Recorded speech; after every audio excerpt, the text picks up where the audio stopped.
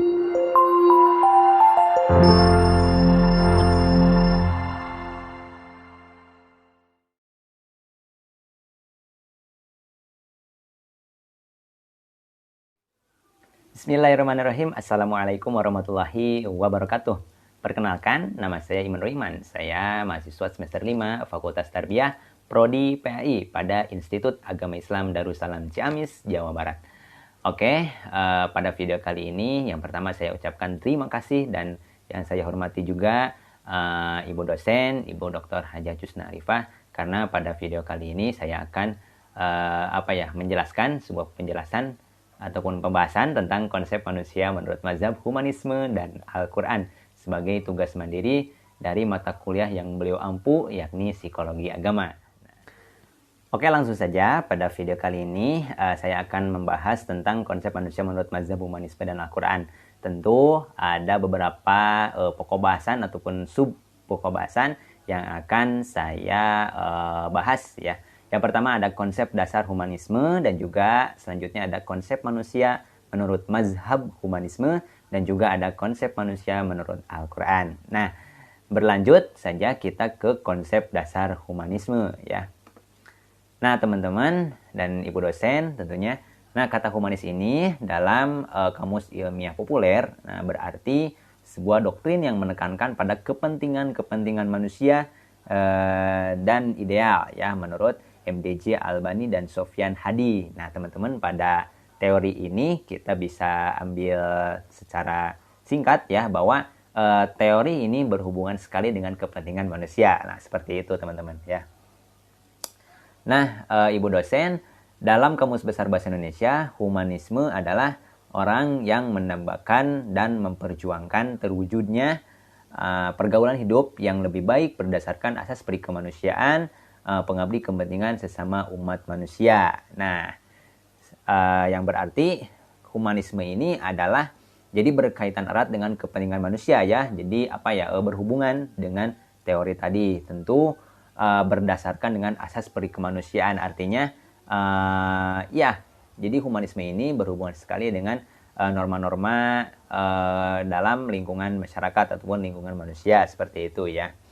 Nah, dapat kita ambil kesimpulan ya, karena sebelumnya juga teori ini lahir pada masa Renaissance ya, ataupun gerakan pembaruan pada waktu itu, dan tokoh yang istilahnya membawa ataupun mempelopori dari konsep dasar humanisme ini adalah Arthur Wright Combs, ada juga Carl Rogers dan juga Abraham Maslow. Nah, dan kita bisa ambil kesimpulan bahwa humanisme adalah suatu teori ataupun aliran ya yang lebih menitik beratkan kepada kepentingan manusia.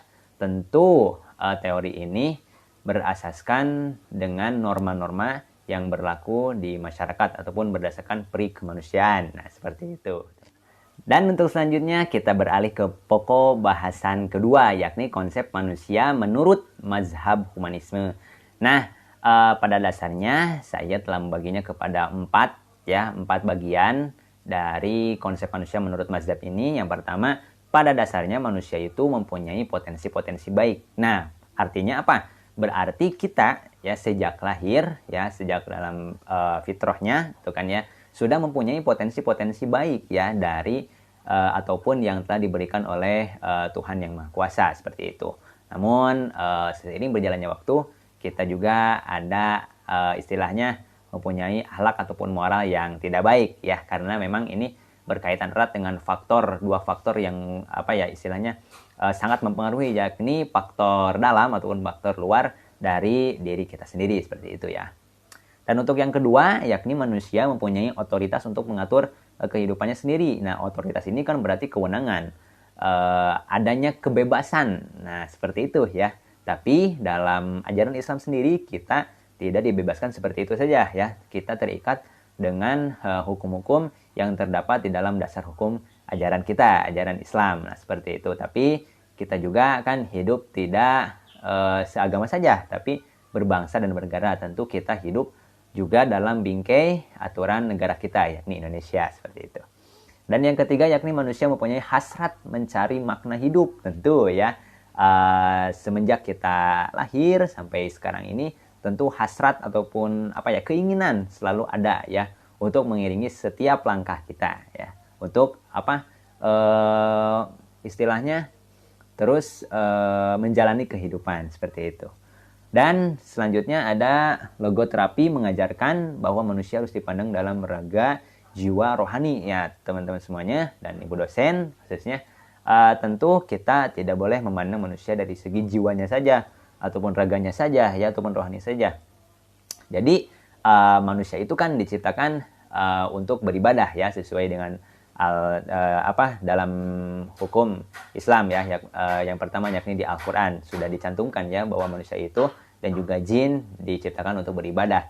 Nah, beribadah ini kan tidak hanya raga saja ya, seperti kita sholat. Nah, itu kan hanya raga, tapi jiwanya juga harus nyambung kepada Tuhan seperti itu.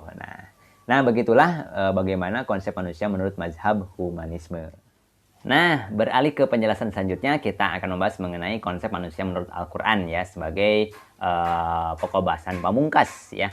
Nah, di sini ada beberapa hal yang akan saya jelaskan ya secara singkat saja, bahwa konsep manusia menurut Al-Quran yang pertama adalah konsep Abdullah ya, secara hierarkis. Abd ataupun abdi ya berada dalam kedudukan yang paling rendah. Nah, berarti ia menjadi milik dan hamba tuannya. Seperti itu kan, Abdullah itu kan hamba Allah ya, artinya seperti itu. Dan ada konsep al-bashar. Nah, secara etimologi ataupun secara bahasa, nah al-bashar juga diartikan mulamasah, yaitu persentuhan antara kulit ya, antara laki-laki dan juga perempuan. Al-bashar itu kan bisa disebut dengan kulit. Nah, manusia identik dengan kulit. Nah, seperti itu.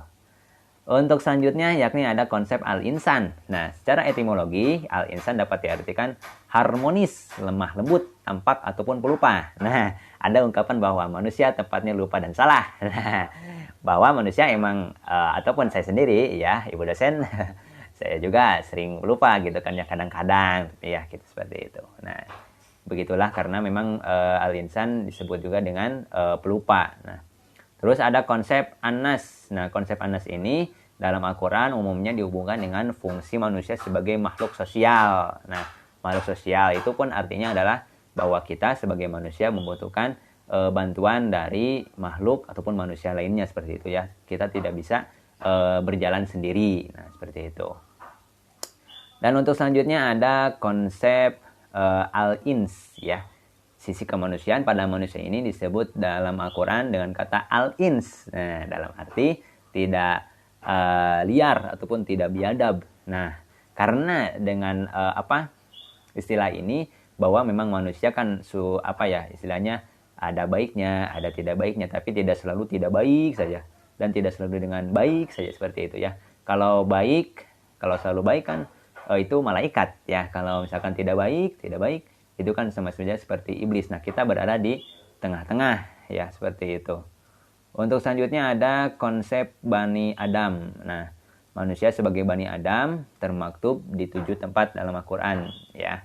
Menurut Al-Gharib Al-Tisfahami, Bani berarti keturunan ya. Pada istilahnya memang kita adalah keturunan dari Nabi Adam. Nabi Adam merupakan manusia yang pertama kali diciptakan oleh Allah dan keturunannya sampai sekarang ya.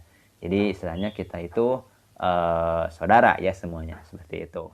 Alhamdulillahirrabbilalamin, pada kesempatan di video kali ini, alhamdulillah saya telah menjelaskan bagaimana konsep manusia menurut mazhab humanisme dan juga Al-Quran. Dan terima kasih saya ucapkan kepada ibu dosen ya, yang telah membimbing saya selama perkuliahan berlangsung.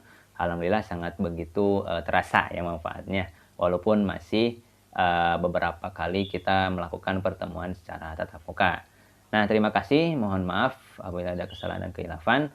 Wallahu muwaffiq ila aqwamit thoriq. Wassalamualaikum warahmatullahi wabarakatuh.